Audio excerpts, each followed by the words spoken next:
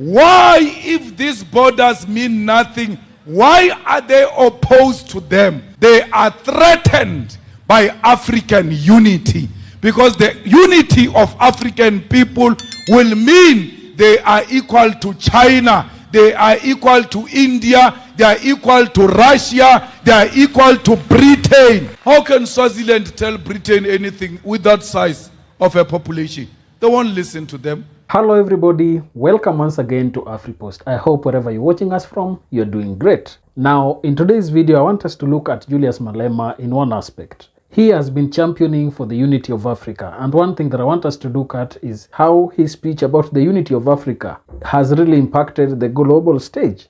Because Julius Malema has stated that Russia, China, and other countries are threatened by the unity of Africa, because given the natural resources that Africa has, given the huge youthful population that Africa has, and given the manner in which Africa is blessed by good climate, its unity and working together can really create a serious problem to Western countries. I want us to watch this video where he was speaking in a meeting with his party members, and then let's react to it after the video. Kindly watch. I said to you, mark that, we are led by fools.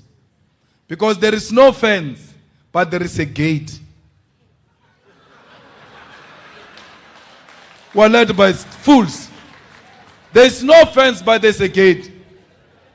When you go home today, you arrive at your home from this meeting, you just find the fence is gone. Only the gate is standing alone like this. And then, what do? Without fence, you still open the gate to... Hey, we're in a state of madness. Why, if these borders mean nothing, why are they opposed to them? They are threatened by African unity, because the unity of African people will mean they are equal to China, they are equal to India, they are equal to Russia, they are equal to Britain. How can Swaziland tell Britain anything with that size of a population? They won't listen to them. But once we come together, we are billions of people who can confront the status quo globally. So, don't listen to the nonsense that says, these people are going to come here, they are going to take our jobs and all of that. Anyway, these people have been here. The economy of South Africa that was established by Rhodes, Cecil John Rhodes, established the economy and the economic system of South Africa using Southern Africa. There's no nation that has not contributed in the gold and diamonds which made what South Africa is today. That's why there is a language called Fanaka Law. That language did not come from the EFF. We found it. Why? Africans found themselves together and had to develop a language which will make it easy for them to communicate as colleagues. They've been here. So there's no one, and they've never been here with their families. They are here to work, and then when they are off, they go back to their families. No one will ever overburden your health system, because these people are not here. They are searching for greener pastures. They are going back. If you follow the logic that says people move to areas where there is richness, and that area is more richer than where you come from, then let's look at Limpopo. Limpopo is extremely poor compared to Gauteng. There is no border between Limpopo and Gauteng. There is no fence. But the people of Limpopo never moved from Limpopo to go and settle in Gauteng, because Gauteng is more richer than Limpopo. So if this logic that Nigerians are going to move from Nigeria to here because they are looking for the richness here. Why are the people of Limpopo not being the first ones to move into Gauteng to go and look for those richness? So do not follow the logic that doesn't work, because its aim is to keep us divided and control the whole of Africa. All I'm saying is the EFF is not a tribalistic organization, it's not an ethnic organization, it's not a regional organization, it's an international organization. And everywhere, even in America, where you find black people, where you find Africans, where you find the oppressed and the dejected masses of our people, and you are wearing a red beret, they are all going to come greet you, because they know that this is the organization that represents all of us. We are not a regional organization. We are an international organization. When we go everywhere in the continent, the people come out in their numbers to come and receive the message of the EFF, because we're an international organization. That's why when we sing Nkosi Sikelele Africa,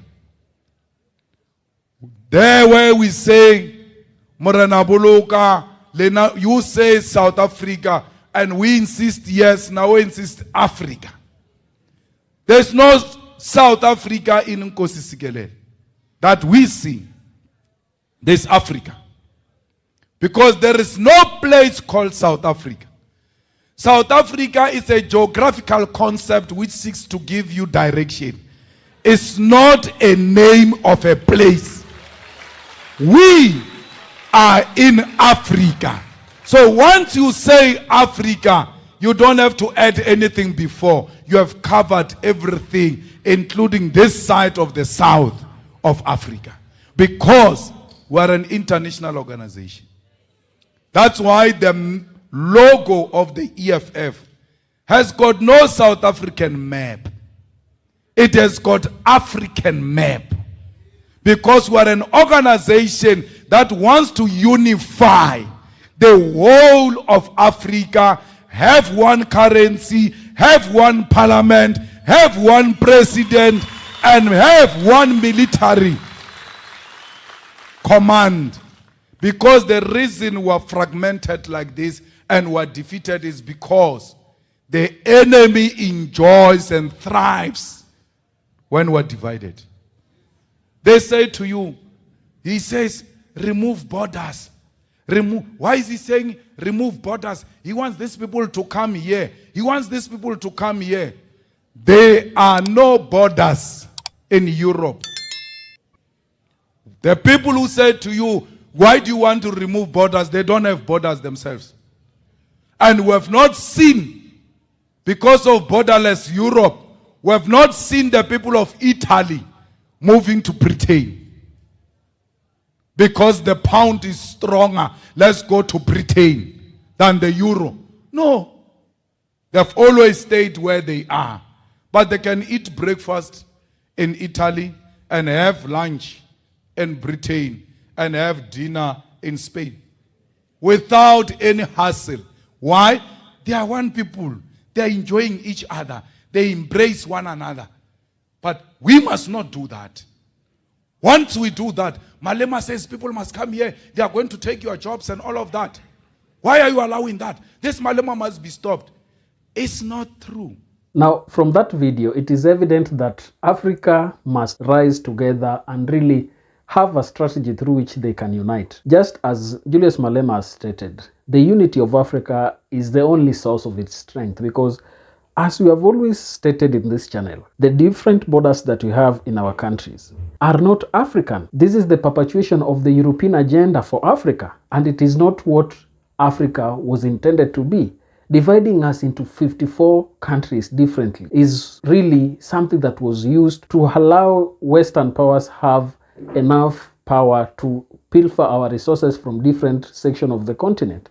So we should go back to our traditional leadership strategy where we were communities and there was nothing that was separating us. That is why you'd find that people who share a culture spread themselves across the entire continent without any difference. For instance, if you look at the Bantu tribe, there are different sub-tribes within this group that have been located in every part of the continent. And therefore, you cannot really say that this section was meant for these people, this section was meant for these people, and the other section was meant for these people. In fact, the only way through which these Western powers have succeeded to divide Africa is by giving us different languages. There are sections of the continent that speak French, there are sections of the continent that speak English, and many others. So this is the only way through which they could ensure that we are totally different and we could not understand each other. That is why you realize that if you are, let's say, from East Africa, you will predominantly speak English. But if you are from West Africa, you are highly likely to speak French, just because of the colonial powers that controlled those regions before we received our independence. So these languages have also made it difficult for someone from one side of the continent to speak with the other person from another side of the continent. And that is why Julius Malema is saying even South Africa in itself is not a place. South Africa is just a direction within the African continent. So it cannot be used to name a country. And therefore, as a country, Africa should be united as one, with one currency, one president, and one army, so that when we go to sit in the global space, we are able to be respected as a continent, and we are able to really have a say in everything that is happening within the globe. But one question is here. Even as we champion for this unity of Africa, even as we call for Africa to really be one, will everybody be able to accept what new Africa will look like?